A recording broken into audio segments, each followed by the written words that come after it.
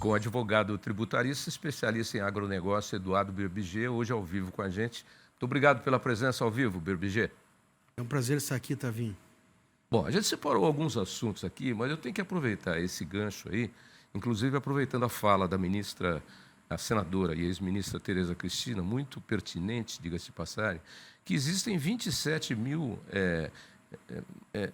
restrições ou legislações ambientais no Brasil, e que eu chamo de imbróglio legislativo. Porque aí você não consegue construir estrada, você não consegue abrir usina, como você citou aqui, você não consegue ligar Manaus A Porto Velho, a né? Porto Velho. Então, enfim, é tudo isso. Eu não sou a favor de desmatamento, mas eu acho ridículo alguém ficar botando ordem na gente que não tem mais uma árvore nativa no seu território. Estou falando de França, estou falando de Alemanha, estou falando de Itália, estou falando da Europa inteira e outras partes do mundo. Mas, principalmente, as ONGs, através de influências europeias, e vem botar o dedo aqui na nossa ferida quando a gente tem 67% de floresta nativa mantida. Então, eu não sei realmente onde é que vai dar isso. Como disse a senadora, nenhum povo do mundo quer que a sua população fique sem água, sem luz, sem alimento, para ficar lá com uma árvore e uma onça. Eu não estou sendo simplório, não, gente. Eu estou sendo realista. É que as coisas têm que ser feitas corretamente e é isso que essa lei tenta simplificar. Só que vai virar um imbróglio porque justamente hoje a União Europeia baixou a nossa guarda e colocou a gente como padrão em questão de desmatamento e não acirrado como estávamos antes. Não acaba nunca, Birbigé. Padrão seria o mínimo, né? Quem anda um pouco pela Europa vê que a Europa acabou, né, com as suas florestas há muitos anos atrás, né? E eles tentam, na verdade, tratar o Brasil como colônia, né? Nós temos aí 67% das matas nativas preservadas e o europeu tenta impor um padrão ao Brasil, dizendo que o Brasil desmata. Nós já falamos aqui, né? O nosso Código Florestal é o mais rígido do mundo, um dos mais rígidos. Tem biomas aí que obrigam a preservar 80% de mata para que o agricultor possa plantar 20%. Nós não somos favoráveis ao desmatamento, claro, indiscriminado. Tem que ter um Só bom que senso. existem muitas regras que travam o desenvolvimento, e a Europa interferindo aqui. E a Europa não cria mecanismos de uma legislação de compensação ambiental adequada, crédito de carbono. Então, por que o europeu não paga para as pessoas manterem então, as matas nativas adequadamente?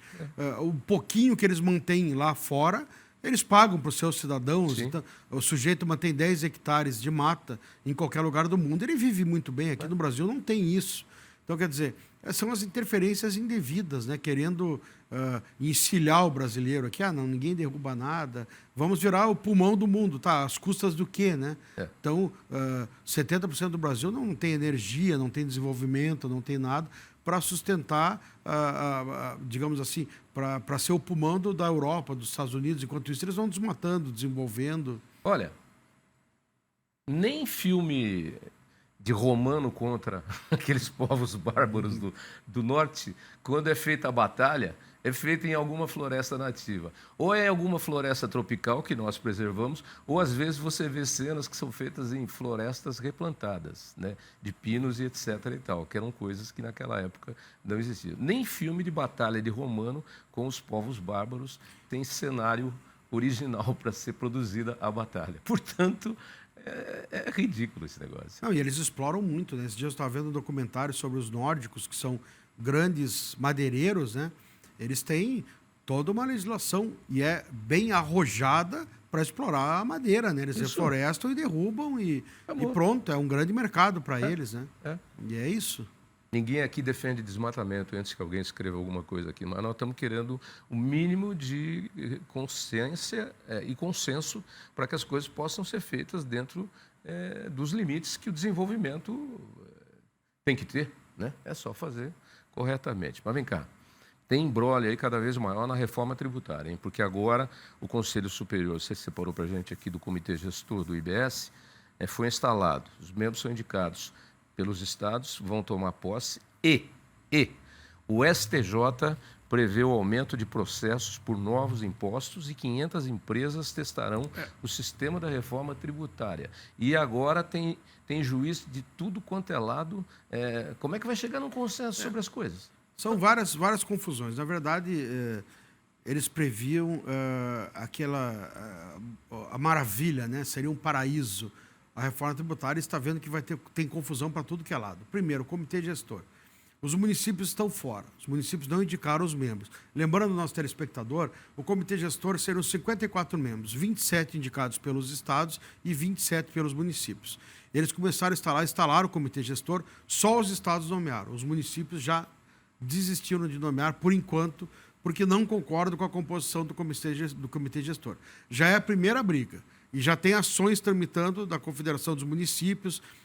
São duas entidades que já têm contencioso contra o comitê gestor. Quer dizer, uma reforma tributária que o ministro da Fazenda e outros ministros foram representantes do Congresso dizer que ia acabar com o contencioso no Brasil, o contencioso tributário. E já começa com começou, dois contenciosos. Por enquanto, porque nem foi instalada ainda, né? Já começou a briga. Quer dizer, é uma briga muito séria isso. Porque nós já falamos aqui que essa reforma, na minha opinião, compromete muito o Pacto Federativo, concentra muito poder em torno da União. E os municípios já estão ficando fora do comitê gestor. Óbvio que eles vão ter que compor isso, mas já começa muito mal. Bom. A questão do contencioso, nós já falamos aqui, vai aumentar muito o contencioso.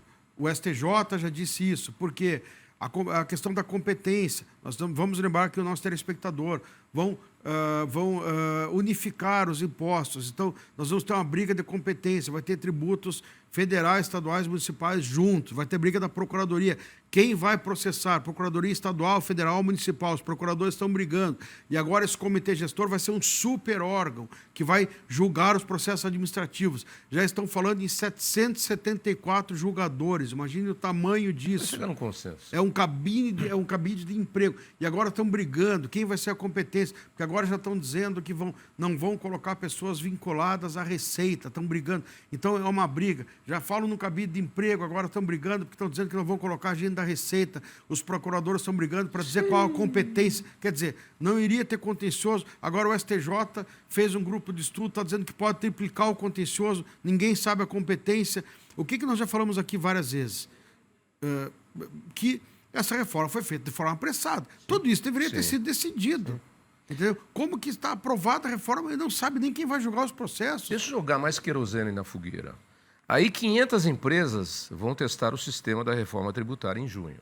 Eu não sei quantas empresas o Brasil tem, mas milhões. Milhões, 1,6 milhões, contando Só microempresas. 500 vão testar.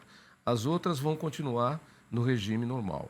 Depois do teste que for feito com essas 500, vai se avaliar algum tipo de demanda que ficou faltando, algum tipo de coisa que não sei o quê. Então, você cria 2 regimes tributários durante um período, é isso? Você tem essas 500 dentro do regime tributário novo e as outras milhões no sistema tributário antigo. Aí, não dá certo com essas aqui, como é que faz? Vai ressarcir o que foi retirado em imposto, as outras não vão querer entrar no sistema porque ficaram fora do teste, não. Elas vão ser obrigadas a entrar, né? Essa aí vai ser um piloto, na verdade, porque é o seguinte, 2026 começa a reforma tributária leve, né? Começa o CBS, que é o federal, a entrar 0,1 a 0,9 e o COFINS vai reduzindo. E assim vai. 2027 começa mais forte. Começa o IBS, substitui o ICMS, todos vão ser obrigados a entrar. Essas 500, elas vão entrar com uma transição mais forte. Vai ser um teste. Elas não vão ser obrigadas a recolher para ver se o sistema vai funcionar. Vai dar errado. Porque, assim, acho que vai dar errado. O SPED, que foi quando se digitalizou o sistema da Receita, teve pilotos e deu muita coisa errada. Isso que não teve mudança de sistema, era só digitalizar o que já existia. Imagina essa transição. E as empresas vão ser obrigadas a conviver com 2 sistemas. De 2026 a 2033, nós vamos ter o atual sistema e o novo. Todo mundo vai ter que conviver com os 2. Você imagina, você acha que vai ser mais simples, como eles estão dizendo? Com todo esse problema de contencioso, tudo, na minha opinião, vai ser uma bagunça. Ninguém vai saber. E é para simplificar, né? Então, na minha opinião, o que nós já dissemos aqui? O que eles deveriam ter feito? Tudo isso antes. A reforma tributária, digamos assim, vai começar em 2035. testa tudo antes, testa sistema, testa contencioso, testa comitê gestor. E aí, quando chega com uma decisão pronta, acabou. A partir de segunda-feira, agora, está valendo a seguinte regra. Pronto, que já sabe como checar e o que pode dar errado. Vai ser um teste. Testa comitê gestor, testa onde vai ser processado, competência de quem, qual é o sistema, entendeu? Aí pronto, 2035 começa a valer, mas não, é aquilo que a gente já falou, trocar pneu com o carro andando, isso, isso é uma vergonha. Nem na Fórmula 1. Nem na Fórmula 1. Os caras fazem rapidinho lá. Mas não conseguiram, andando não conseguiram ainda. Não conseguiram ainda. Que o diga os nossos amigos lá da Band e da Fórmula 1. Né? Exatamente. Bem que eles tentam, eles gostariam, mas trocar pneu com o carro andando... Mas ainda não conseguiram. Vamos mudar de assunto aqui e fechar essa questão do Alexandre de Moraes, que está dando aí uma repercussão muito grande. Os Estados Unidos dizendo que vão aplicar aquela lei global lá, Magnitsky, né? Não sei, você vai explicar o que é isso para a gente. E aí é uma forma de punir o Alexandre de Moraes. Agora, os juízes do Supremo já são contra essa punição e dizem que vão retalhar. O próprio governo brasileiro diz que vai retalhar. Esse é mais um imbróglio jurídico. E como é que é essa punição internacional? Eu lembro de punições aí com crimes de guerra, depois da Segunda Guerra Mundial, o Tribunal de Nuremberg, etc. e tal. Agora, por questões verbais como essas aí, agressão, etc. e tal, como é que funciona isso? É que essa lei do Obama, as pessoas criou, a gente ouve muita na net que não tem a ver. O Obama, ela é uma lei que ela permite, quando autoridades de outros países atropeiam a democracia e direitos humanos, eles podem aplicar, eles podem impedir dentro dos Estados Unidos, confiscar bens, impedir a entrada do país. Basicamente, o que o Alexandre de Moraes estaria sujeito? Se ele tiver bens nos Estados Unidos, alguns já disseram que ele não tem, alguns dizem que tem, outros dizem que não. Poderiam ser confiscados. Ele pode ter contas bancárias, bens, bens em geral, né? Dinheiro, imóveis, enfim, e pode ter seu visto cancelado e pode não poder entrar nos Estados Unidos. Basicamente, seria isso que ele pode sofrer. Os Estados Unidos não têm competência para prender o Alexandre de Moraes, porque ele é cidadão brasileiro, o Brasil não extradita seus próprios cidadãos, né? Qual foi a grande diferença? Até hoje se especulava muito sobre isso. Muitas pessoas falaram, mas não havia uma declaração oficial, né? O filho do Bolsonaro está morando lá, falou várias vezes que isso ia acontecer. Alguns jornalistas brasileiros que estão sendo... que tiveram um pedido de prisão decretado pelo Alexandre de Moraes, estão morando lá, falaram muito disso. Mas agora o Marco Rubio é um congressista que é secretário do Trump para Relações Internacionais, e ele falou oficialmente, dia 21, na quinta-feira, ontem, ele falou isso, falou que os Estados Unidos estão analisando seriamente essas punições ao Alexandre de Moraes. O que acontece? Isso é sério, porque é uma ação oficial, né, de um secretário do Trump, e é uma fissura, digamos assim, nas relações, e dizem que os Estados Unidos não podem fazer, os Estados Unidos podem. Por que acontece? É uma punição interna. Dizem que os Estados Unidos estão violando a soberania. Os Estados Unidos não estão punindo o Alexandre de Moraes aqui dentro, eles estão punindo o Alexandre de Moraes dentro do território americano. Como fazem com outras pessoas que têm bens confiscados. Outras pessoas têm bens confiscados. O Supremo diz que é risível dizer que o Alexandre de Moraes está ofendendo a democracia. Depende do ponto de vista. Eu acredito que o Supremo Tribunal Federal, não vão dizer, isso não é a opinião do programa, não é a opinião da emissora, a minha opinião, que o Alexandre de Moraes atropelou a legislação penal nas condenações, não houve devido processo legal nessas condenações do 8 de janeiro. Eu acredito que as suas inquirições, na minha opinião, foi ridícula a inquirição dele agora nesse general, foi acachapante o que ele fez com o general. Ele quer que digam o que ele quer ouvir no inquérito. O general disse, eu não lembro da conversa com o Bolsonaro. Não, mas vem cá, o senhor mentiu na Polícia Federal ou o senhor não mentiu? O senhor mentiu lá ou mentiu aqui? Não, eu não lembro de ter dito isso. E não foi isso que aconteceu. Não, mas então o senhor mentiu lá, então o senhor tem que ser preso. Quer dizer, isso é coação. Né? E nós vemos grandes ladrões da República aqui, no Mensalão, em outros inquéritos, no que virou a Lava Jato, dando risada, e que roubaram bilhões no Brasil. Digo, trilhão, dizem, né? Digo o que quiserem, mas roubaram, tem provas. Se foram absolvidos por acordos, por questões técnicas, isso não quer dizer... Então foi mal conduzido, teve atropelo de direitos humanos, a minha opinião, do devido processo legal, não deveriam estar sendo processados. Agora, como os Estados Unidos interpretam, eles não podem dizer que é risível, que não houve. É a interpretação dos Estados Unidos. É ruim isso para o Brasil? É ruim, é péssimo. Não deveria acontecer. A OAB sai em defesa agora, dizendo que afeta a soberania.